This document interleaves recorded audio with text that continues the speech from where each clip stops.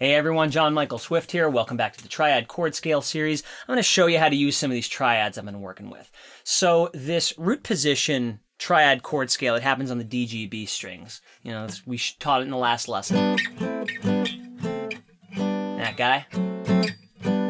It has a lot of application. Any of these licks that you get in a lot of songs, frequently they switch between chord scales. There's one particular blues gospel lick. I actually learned it off a YouTube video a couple years back, or it's something similar to it. I've twisted it about in my head since then.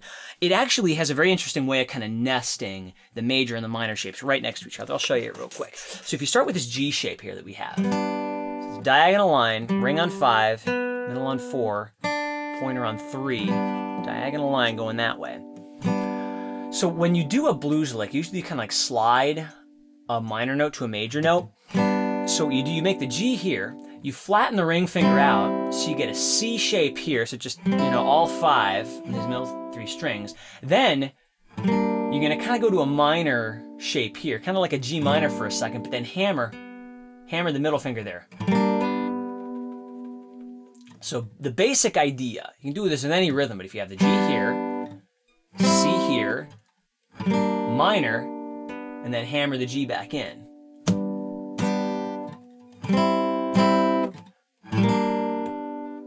That's the basic idea. And I mean, let's give you a couple of ways I've seen it played. You can use that as a rhythmic device. You can kind of hammer along with.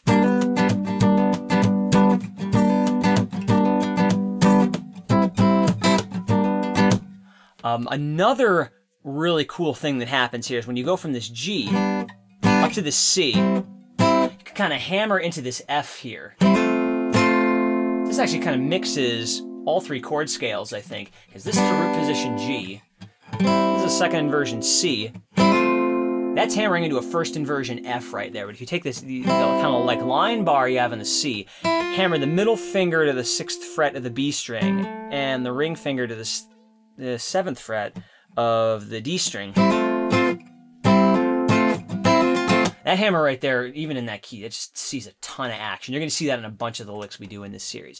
But see if you can kind of alternate between those with just kind of steady downbeat, kind of down and mute, and then that's the strumming. You just down and mute it real quick. So up to the C, and then up to the F. Here we go.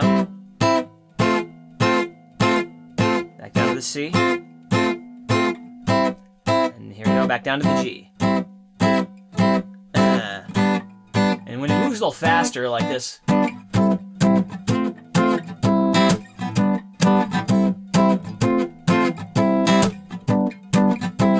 so I'll play that exactly a little bit slower so you can get the strumming with me. 1, 2, 3, 4. Down, down, C, C, hammer, hammer, down. Just adding one little rhythmic twist to down, up, down, down.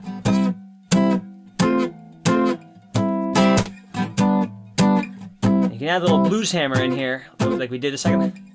I'm gonna add that in, then you got the whole thing.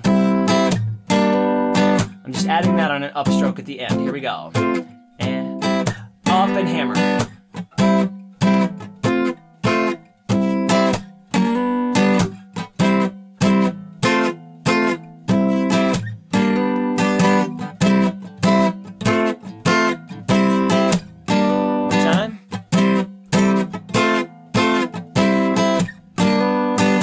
It's something you can be really loose with. The basic idea of the strumming there, it's just a shuffle. It's just like down, up, down, up, down, up, down, up, down, up.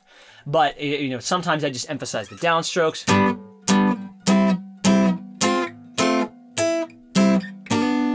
You can just emphasize the downstrokes with the mutes. You can just emphasize upstrokes.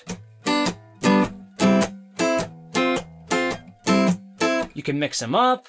But you want to create, you know, a feel that feels good to you. Play with it a little bit. But those basic licks, that hammer from the G minor to the G major, and then that hammer to that F there, they just, you know, they really, really carry the sound. Another real easy thing you can do to get another variation on it, just changes the sound a bit.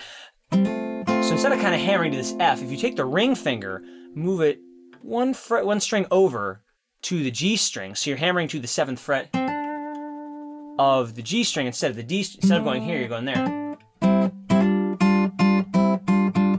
Sounds a little more G7-y. It's a little more of a G7 hammer than it is an F hammer. So you can go. So if you want it to sound like it's going G to C to G7.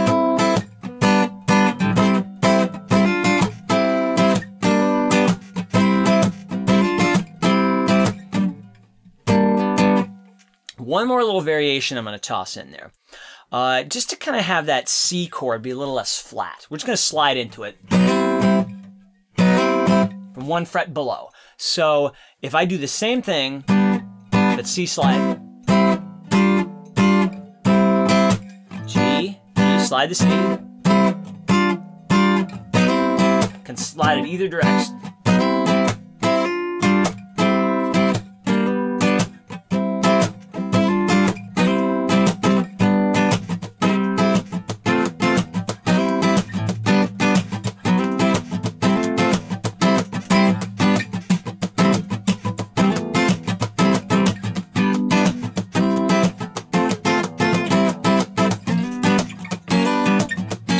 And that slide, you can really do that on pretty much any chord you're going to do in any sort of triad lick that comes up. That idea of side sliding adds a lot of flavor to stuff. So I hope I've given you a couple ideas to mess with. I wouldn't worry too much about the rhythm. You're going to see that basic idea used in a ton of different songs in a ton of different ways. It's a very kind of generic set of melodic motions that just, you apply them to different rhythms, they can sound like totally different songs. So play with those, make them your own way, see where else they show up and get moved to different keys. But those basic shapes, man, they really milk these triads for some of their best qualities. So hope you found that helpful, and yeah, hope you find more of these lessons helpful. Catch you soon.